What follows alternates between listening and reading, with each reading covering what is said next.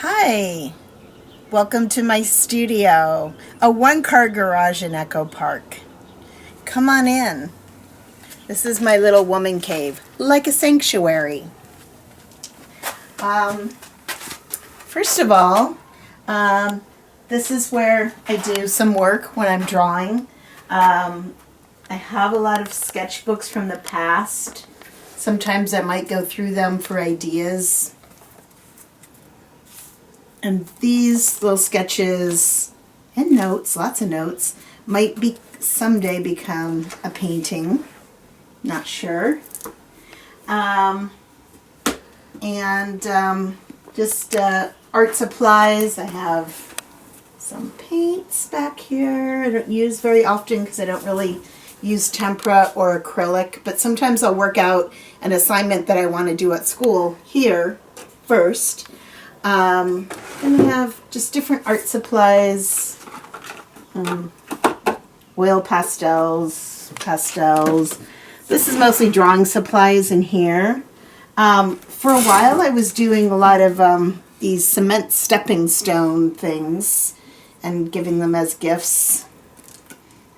Cement poured into like a cake pan, and then you use a lot of broken ceramic pieces, put it together, and maybe we'll swing it over here. Oh no, sorry, over here. Come on over. Yeah, I have a huge collection of things that broke that I loved, but I don't want to throw them away. So I use those for my stepping stones.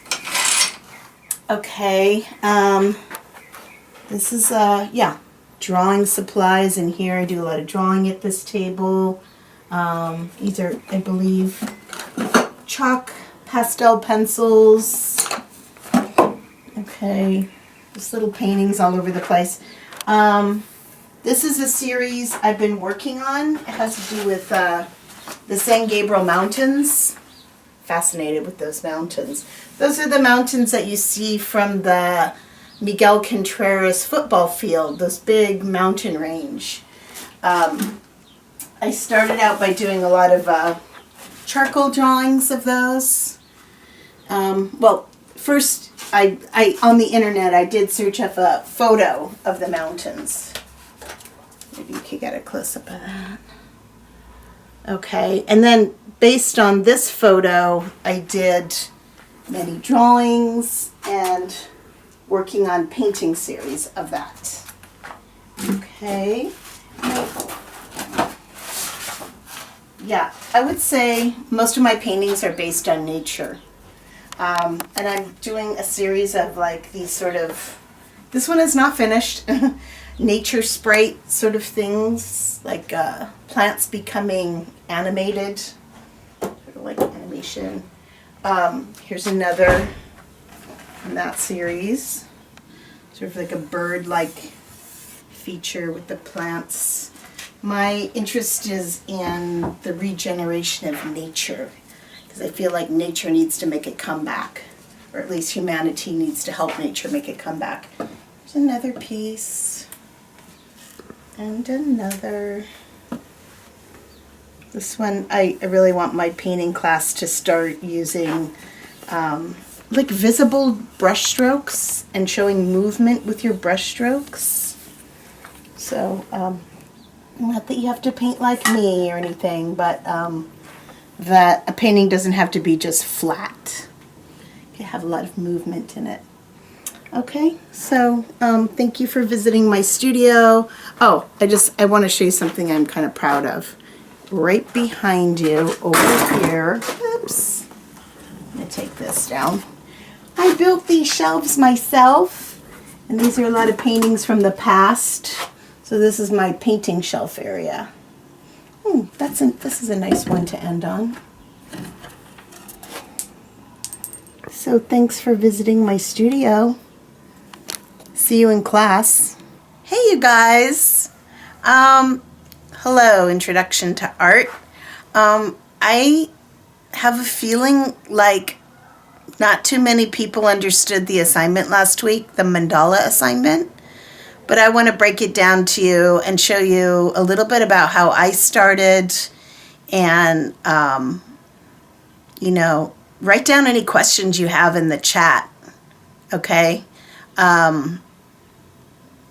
And only one person turned in the assignment so far, so yikes. Okay, well, the first part, the first activity, I was going to have you start a gratitude journal, and I kind of started mine today. I mean, not today, the other day, because I had kind of forgotten about it. But I wanted you to date from the last meeting, which was 4/14 or 4/15, depending on what period you're in, and each day to write down 5 things that you're grateful for. For example, on April, well, here's the dates: 4/14, the 15th, the 16th, the 17th, and on down to the 28th, because I was going to have you do this for 2 weeks. And then, okay, so for example, on the 16th, I wrote the things that I was grateful for was YouTube, because we're doing this on YouTube right now, walking my dog Eva, and my imagination and art, things that I'm grateful for. Another day, I put the sun, because it was a sunny day, cashew nuts, painting, and ALC teachers. And I think I put ALC students on the first one. Okay. And then today I'm grateful for my son Faustino, because he's helping me do this. I'm thankful for, I guess, Zoom, because we can stay in communication, and sitting in my studio.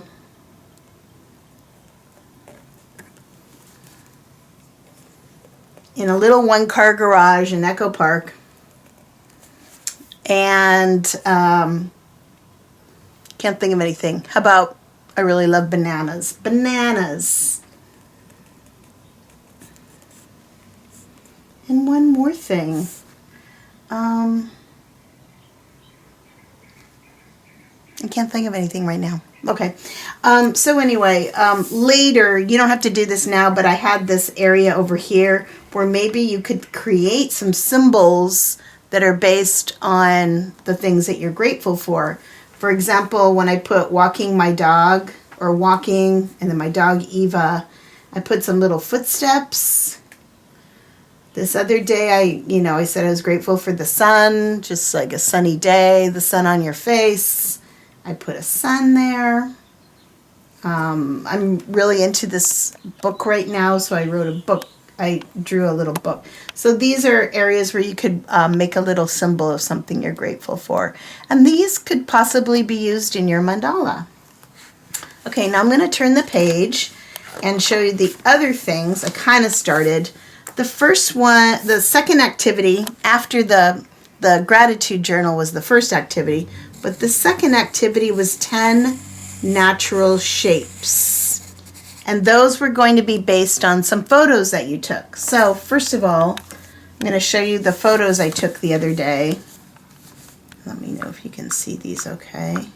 Just hold them right there. Ooh, this is my password. Okay, so right here. Okay, just saw this. Mm-hmm. Okay.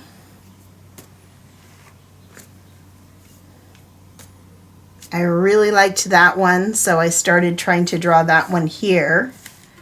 Some leaves. This one I drew here. Okay.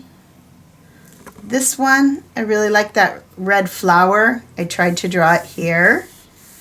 I've done a little bit better job. I was drawing with black pen because I really didn't want to, concentrate on erasing. I just wanted to draw the ideas out first. This one, I really love the pattern that all these tiny little flowers made. And I was trying to draw that sort of pattern here. Okay. Cactus. These are just little branches up against the sky. I think clouds could make an interesting natural shape, another flower. Okay, this is another one. So I just asked you guys to do 10 photos of things that you see, like just take a walk around the neighborhood. Of course, with your mask on, covering your nose and your mouth, but just to go on a little photo hunt. Also, really try to get your photos close up because you can really see the beauty and the design in nature. That's something else. Okay, I was going to do a pattern thing. Okay. So based on these photos, I started drawing these. Now, practice drawings are just what I mean. Like, I'm not going to draw it perfectly the first time. But so that one flower that I saw, this was my first attempt at it. And it's really ugly, huh? Like, sometimes that's what a sketchbook's for. Making ugly drawings. Okay, so anyway, then I tried to draw it a second time. Maybe getting it a little more, I don't know, closer. I noticed this little piece coming out here. It was kind of cool. And then this. Then I draw sort of like a grid. Because later you guys are going to be drawing a grid for your mandala. So I was trying to make it a little more symmetrical. Mm-hmm. Okay. This was that other leaf that I was kind of interested in the way the veins were growing out. And it was kind of a beautiful sort of round shape. I like that shape. The other thing is, you remember way back at the beginning in September when we were drawing like forms.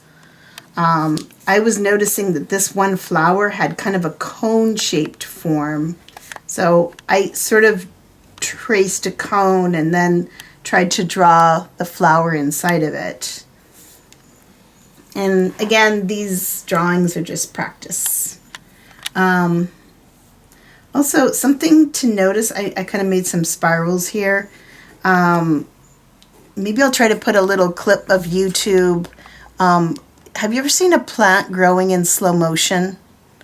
The plants grow in a spiral towards the sun.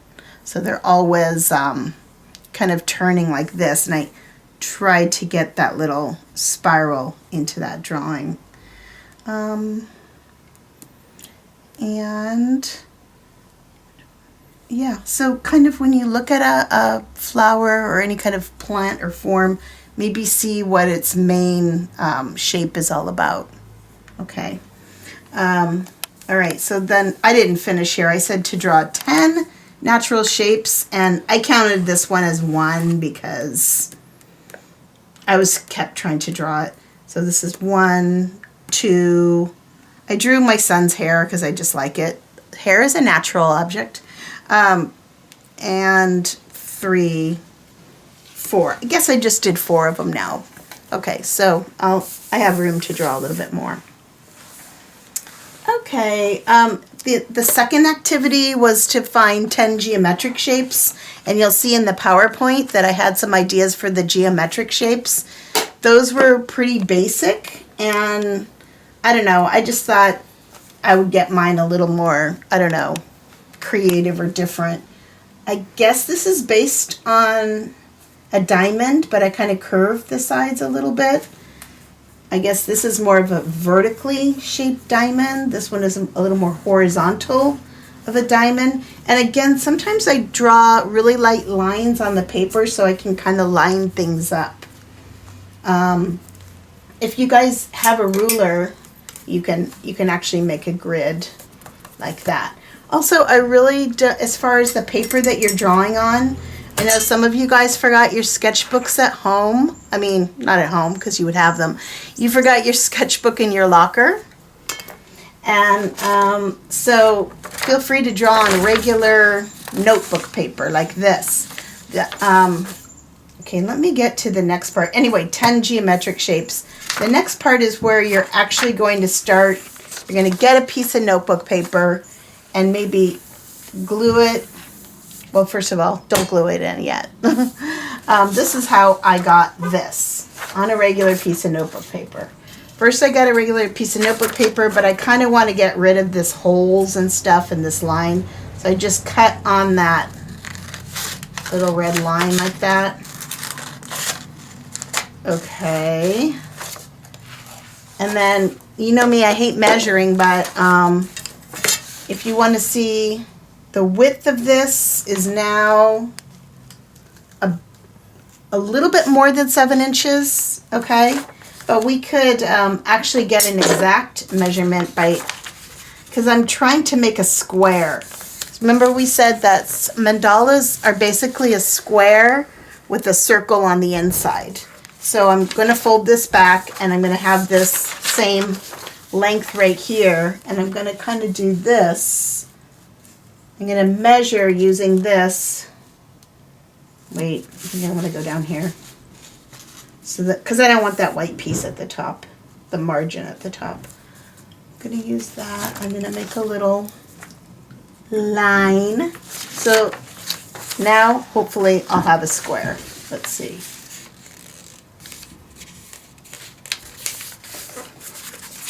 Okay, that kind of looks like a square, right? It's better than the one I did. Okay, so that's how you can take a piece of notebook paper and make a square and leave all those red lines and stuff on the other side and cut off the hole. So by this, you'll almost have a piece of graph paper. But if you have a piece of graph paper, that's even better. Get a piece of graph paper. But you're gonna have to also make a square out of the graph paper. Now I'm gonna cut this here. Okay. So basically, you guys are going to need notebook paper, maybe a ruler, maybe not, a pencil, an eraser. Okay, now this only has horizontal lines. How am I going to make the other type? This is what I did. I folded it in half. 1, 2, 3, 4. I think 4 times is good. Okay, so I folded it in half 4 times. The square ended up about that big. Now I'm going to open it up. Okay, and now is when you can glue it down. You can glue it down. If you guys have glue, I don't know. I hope you have glue. I guess you could use tape. All right. Staples are kind of icky, but anyway. I glued this little paper down onto another paper. Like if you have another piece of paper, you could glue it down, and so then, especially glue it into your sketchbook, because then you won't lose it. It's kind of, that could get lost, I guess. So it's good to keep everything in the sketchbook. Okay. Well, now I have vertical lines as well as horizontal lines. The first thing to do when you're starting a mandala, you know that everything emanates out of the center. So I'm going to identify where the center is by just making a little mark in the center. I'm going to start off with one shape that I'm going to make around the center.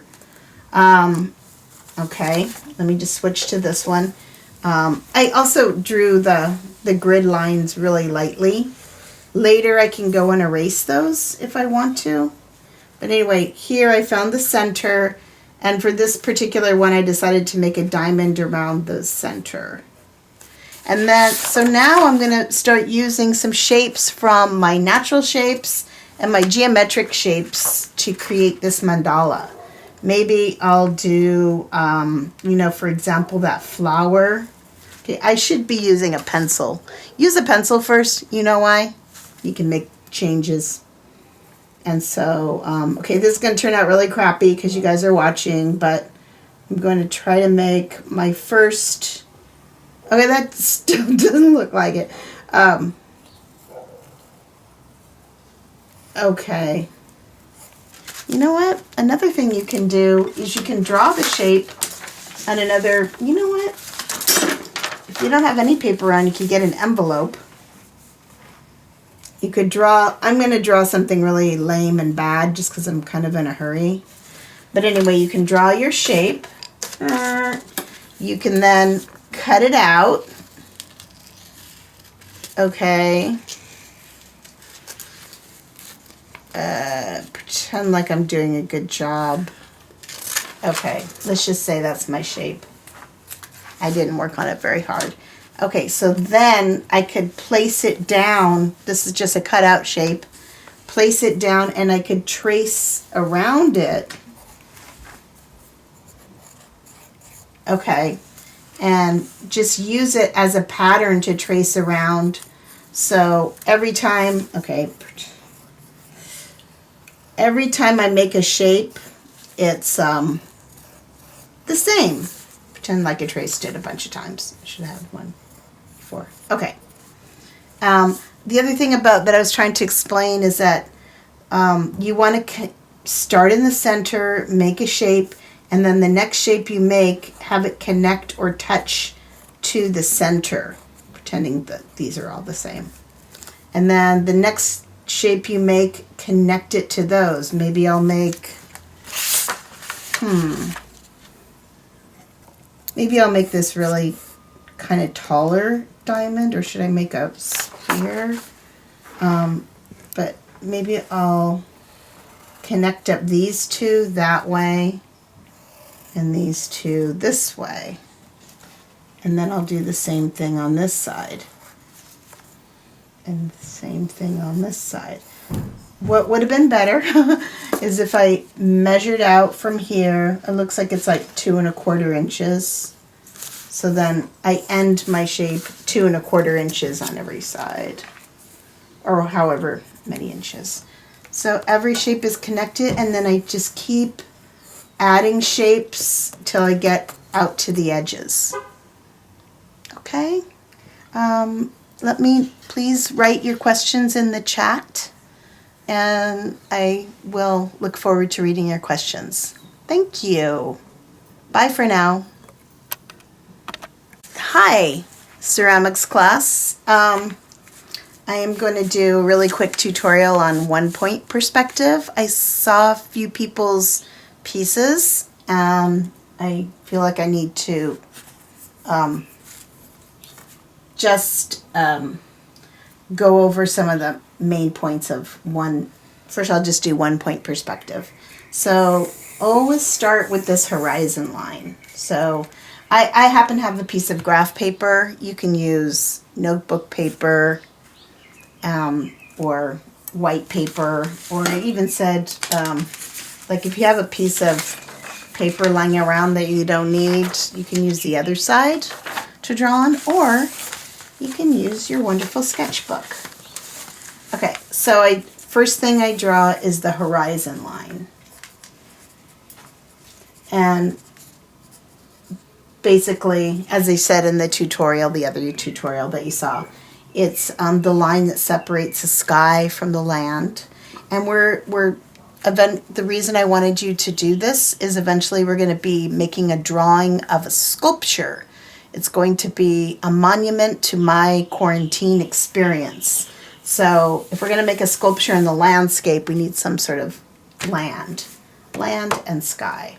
So, so in 1-point perspective, you make 1 point in the middle. This is called the vanishing point.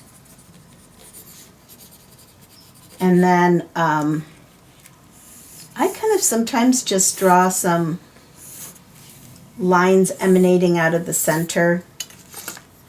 And then I create like a square on the end of each line.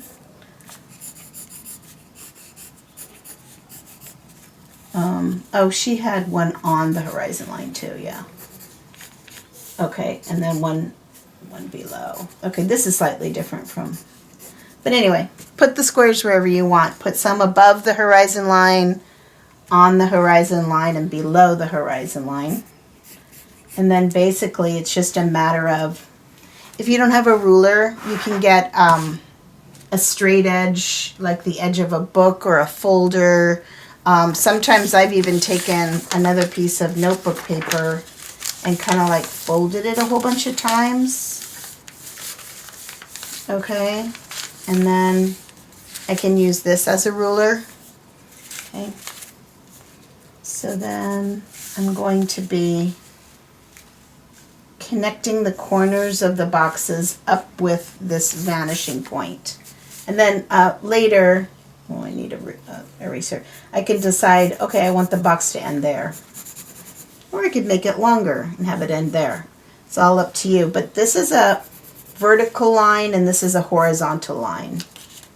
Vertical, horizontal. Going to the vanishing point. This box, you only see two sides. You see this side and the front. Okay. This box up here. Okay.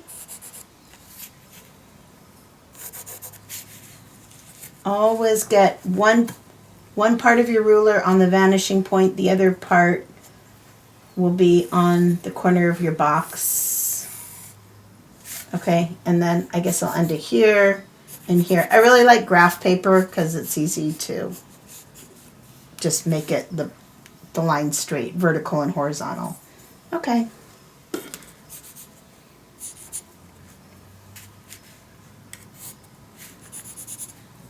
And then, okay. A lot of you guys that had intro to art might remember all this. Okay. So, yeah, now we know how to draw cubes, but, yeah, we're going to eventually be drawing a sculpture. 2-point perspective. I'll just draw on the other side. Again, you want to start with the horizon line. I'm just making the horizon line somewhere in the middle of the paper. Okay. Now this time there's 2 points. And this time I just start with making some random lines around. I made one above the horizon line, one on the horizon line, and one below the horizon line. Okay. And then to this side you're going to that point. Okay. Whoops. Gotta get that up here. And to this side you're going to that point.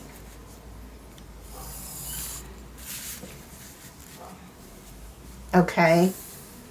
Now the tricky part is the top of the box. It's not that tricky. Okay, first I have to decide where should I have the box end. Maybe randomly there and maybe over here.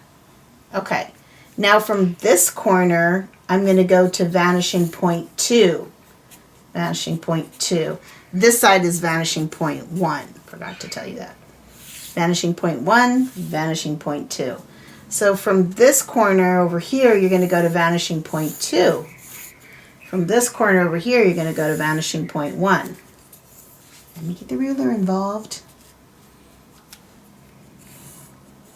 Okay, so there's the cube. All right, and just, I'm just doing this really fast. Okay, so thanks. Now, here's the big leap that we want to make next week. How are we going to make an, what is this monument to my quarantine experience? Remember that I also wanted you to keep a log for at least 2 weeks of your experiences and emotions and just your insights, feelings, whatever comes up during your quarantine experience. Of course, mine is in the house, but I wrote down 8 things that I've thought about so far, and the emotions involved with them. So let's just say, okay, that let's just pretend I'm in my sketchbook again, okay. I created a shape that was like worry. Maybe worry was one of my emotions. Determination was another one. I got a little depressed one day because there was like nothing to do. So I put depression. Okay. Now I'm going to create an abstract shape that goes with that emotion. Abstract just means it's, you just have to go by your intuition about what that emotion would look like in a shape. So with worry, I kind of got this idea for worry. Okay, for determination, I was like, I don't know, that, I don't know. And then depression for me was kind of blobby. It was some sort of, I felt sort of like a blob. So, I don't know, calm would be another one. Maybe calm is like, I don't know, reminds me of water. Okay, but I just want to say to everyone, there's no right or wrong way to make your abstract feeling shape. It's whatever comes up in your own imagination. I might try also different ways of doing worry. Like maybe this is another way to do worry. Or, I don't know. You know, so experiment around in your sketchbook. Okay, now I'm going to take these flat shapes and figure out how I can use 1 and 2 point perspective to, well actually I use 2 point perspective to express that. And here's what I came up with. Here's my stress worry shape here. And then I kind of, okay, wait, sorry. But do you notice that there's a horizon line here? Here's a vanishing point. Here's a vanishing point. And then I kind of did that. So, oh, they talked about light source too in the video. So this looks like my light source might be over here. And this shape is kind of lit up. This was my sort of depression shape. And I sort of, so I made the shape and I sort of created some lines that maybe go to the point. And then I see the edge of that shape. I just kind of echoed it again and then shaded the side. I don't know if it came out very well, but then I kind of made some other lines coming out of it. Okay.